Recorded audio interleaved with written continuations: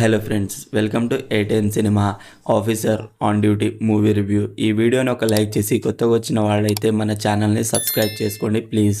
Movie run time వచ్చేసి 2 hours 14 minutes ఉంది. ఈ మూవీలో కొంచెం అంకో బొందన్ గారి యాక్టింగ్ బాగుంది.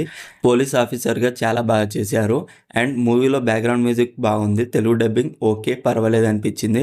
సినిమాటోగ్రఫీ బాగుంది. మూవీ స్టార్టింగ్ చాలా ఇంట్రెస్టింగ్గా అనిపించింది అండ్ గుడ్. ఇంటర్వెల్ బాగుంది. సెకండ్ హాఫ్ కొంచెం స్లోగా అనిపించింది, చాలా ల్యాక్ చేశారు.